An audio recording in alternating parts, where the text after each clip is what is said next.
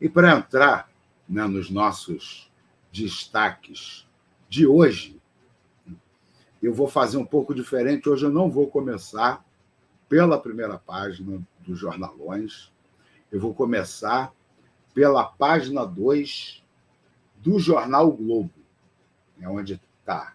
Né? Tem dois editoriais do jornal o Globo e a coluna do Fernando Gabeira. Por que eu resolvi fazer isso hoje? O objetivo aqui do nosso matutino ecossocialista libertário, a gente escolheu, né, ver o Valor Econômico, o Globo, Folha de São Paulo, Estado de São Paulo, a primeira página desses jornais todos os dias, né, para a gente ter uma noção, né, de como o grande capital tenta influenciar os rumos, né, da política brasileira cotidianamente, né, que esse é o papel político, né, desses jornalões. Né? E a página 1, a página 2, aliás, do Globo de hoje, né, eu acho que está bem interessante do ponto de vista, né, de suscitar, né, os debates fundamentais, né, sobre os rumos, né, não só da sociedade brasileira, mas da humanidade.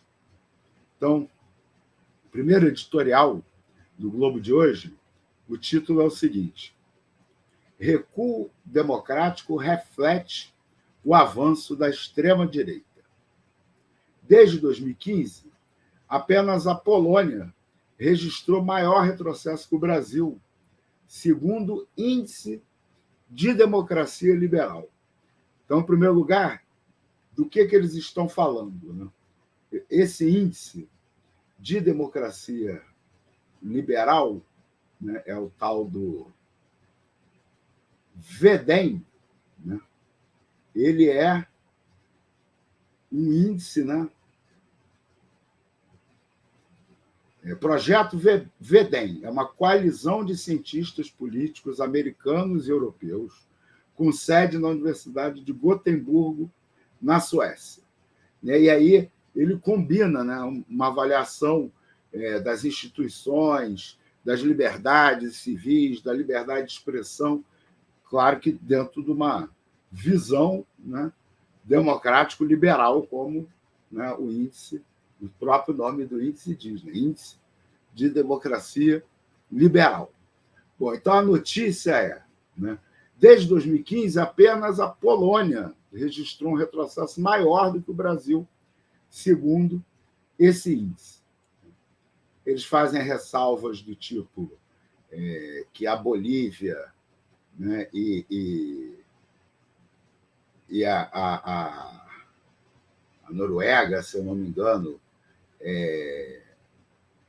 desculpa, que a Venezuela e a Nicarágua, né, também houve retrocesso, mas que já era uma situação ruim antes de 2015, né?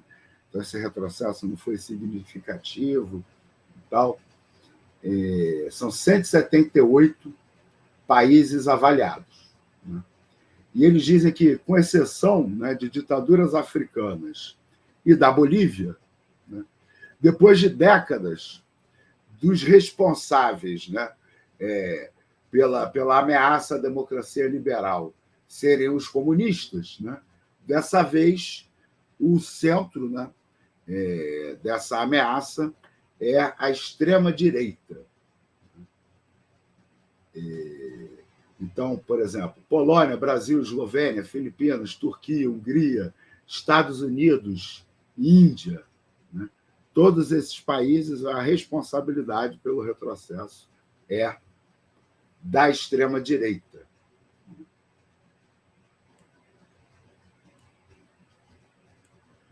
E eles também chamam a atenção para o retrocesso, né, entre as economias mais ricas, né, entre os países da OCDE. O índice vai de 0 a 1, né, os países da OCDE, o índice caiu de 0,73 para 0,68. E aqui, né, a frase onde eu quero centrar o meu comentário sobre esse editorial. Trump, Bolsonaro e congêneres se aproveitaram da brecha entre o que a democracia liberal prometeu e o que tem entregado. E aí fala do sentimento de frustração, né, depois dos ataques de 11 de setembro e da crise financeira de 2008, né, essa frustração sendo capitalizada pelo discurso da extrema-direita.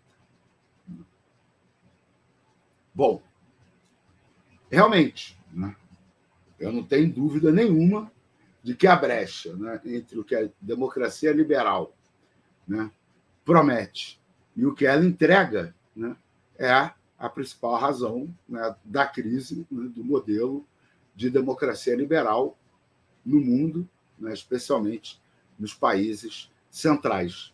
Né?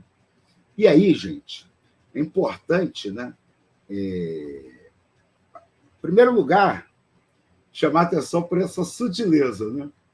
Porque eles escrevem assim: entre o que a democracia liberal prometeu e o que tem entregado.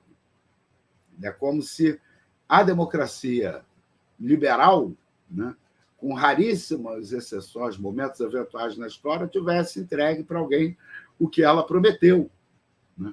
Na verdade, eu acho interessante a gente fazer paralelos, né, em relação ao início do século XX, né, ao período ali antes da Primeira Guerra Mundial, entre a Primeira Guerra e a Segunda Guerra Mundial, e o momento que nós estamos vivendo hoje, né, porque ambos são momentos de crise, né, do liberalismo.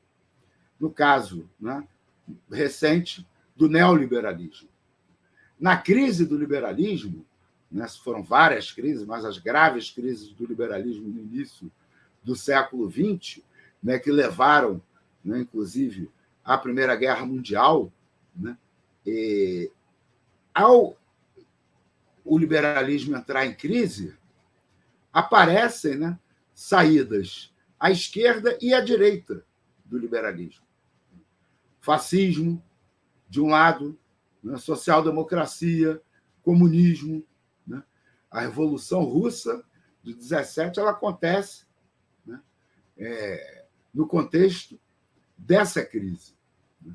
E assim como o liberalismo, né, o neoliberalismo, ele, né, vamos dizer assim, ao radicalizar, né, a posição do capital, né, de acesso, né, às liberdades para explorar, né, os trabalhadores, para explorar o povo, né, em nome, né, desse discurso da mão invisível do mercado, esses momentos, né, os dois grandes momentos, no início do século XX, agora, né, no início do século XXI, a crise do liberalismo, a crise do neoliberalismo, né, representam a crise, né, de um modelo que, na verdade, permite, né, uma expansão considerável da desigualdade, uma expansão considerável, né, da capacidade do capital de explorar tanto o meio ambiente quanto as pessoas, né, sem nenhum tipo de limite. A grande diferença, uma das grandes diferenças que marca, né, a crise do liberalismo e a crise do neoliberalismo, né, e aí, né, esses dados são importantes, né, que o editorial do Globo trazem, é que até o momento, né, essa crise do neoliberalismo não tem produzido saídas à esquerda pelo mundo, né? Ou tem produzido saídas muito efêmeres, né? De rápida dissolução, como foi o caso da crise grega, né? Que rapidamente, né, o Syriza, seus dirigentes, né, acabaram capitulando às exigências da União Europeia, né, e soterrando uma possibilidade de saída à esquerda para a crise do liberalismo. Agora, né? Mais para frente eu vou falar sobre a situação do Chile, né? O Chile, outros países da América Latina, é que têm representado, né? Têm apresentado possibilidades, né? De se abrir alternativas à esquerda à crise do neoliberalismo. Agora, uma outra diferença fundamental, né, que a gente precisa marcar entre a crise liberal do início do século XX e a crise neoliberal do início do século XXI, né, diz respeito à questão ambiental. A questão ambiental, no início do século XX, é evidente, né, que a Revolução Industrial já estava produzindo os seus efeitos, né, mas isso chegava a situações mais graves localizadamente, né? Questões de poluição, de queda da produtividade do solo e outras questões, né, de saneamento. Mas a gente não vivia, né, evidentemente, a situação, né, produzida pelas décadas e décadas, né, de crescimento, de expansão, né, dos gases de efeito estufa e outros problemas ambientais que se acumularam ao longo do século XX, né, e que colocam um ingrediente gravíssimo, né, nessa crise, né, do neoliberalismo, né, que é uma crise da própria capacidade, né, de reprodução das condições ambientais, né, aliás, uma crise das condições ambientais de reprodução do modo de produção capitalista. O que nós temos, né, no horizonte não é uma crise que o capitalismo possa resolver, por exemplo, como resolveu a crise do liberalismo, a partir do processo de destruição em massa, né, provocado especialmente pela Segunda Guerra Mundial. A saída da crise do liberalismo, né, se dá no pós-guerra, né, com aí a chamada Era de Ouro, né, o momento de maior expansão da economia capitalista na história, até a crise do petróleo nos anos 70. Então, essa crise ela é diferente, né, porque ela coloca em xeque, né, a própria capacidade de funcionamento do sistema. Então, acho que diferente da crise do início do século XX, né, o desfecho, né, do colapso ambiental que tem, né, na pandemia da Covid, né, um dos seus capítulos mais dramáticos até o momento, né, mas vivemos outros recentemente dramáticos, né, como, por exemplo, os grandes incêndios florestais, né, as altas temperaturas no círculo polar ártico, né, e tal. A gente não verá na saída do colapso ambiental a manutenção desse modo de produção. Necessariamente, a gente vai viver, né, se sobrevivermos, um processo de transição para outro ou outros modos de produção. Porque, simplesmente, né, a gente vai ver, né, o arrebentamento, né, da capacidade de se manter, né, essa lógica capitalista, né, de livre mercado, crescimento permanente da economia. Né? Isso daí pode, né, evidentemente, mudar para melhor ou para pior. Né? E é bastante preocupante, né, que, nesse momento, a grande ameaça, né, para as democracias liberais venham, né, da extrema-direita. E esse, né, é um dos objetivos fundamentais, né, desse canal. Fazer a disputa da crise ambiental terminal né, do modo de produção capitalista numa perspectiva utópica, né, tentando buscar uma saída, né, que seja pela inclusão, né, que seja uma saída pela vida, né, que seja uma saída por tentar, né, adaptar a humanidade, né, adaptar o nosso modo de vida de maneira, né, a produzir uma sociedade mais igualitária, mais justa, né, que dificilmente, nos seus primeiros momentos, né, vai conseguir passar, né, a crise ambiental em branco, né, sem graves consequências, né, sem uma provável perda, né, de qualidade de vida por toda a espécie, né? Mas é importante a gente entender que a disputa pelo futuro, né, ela é a disputa pela mudança do modo de produção utópica ou distópica. Então, na verdade, os debates, né, que a humanidade, os desafios, melhor dizendo, né, que não são só no campo das ideias, muito pelo contrário, né, eles são bem materiais, bem reais. Os desafios, né, que a humanidade enfrenta no próximo período são desafios gravíssimos, né?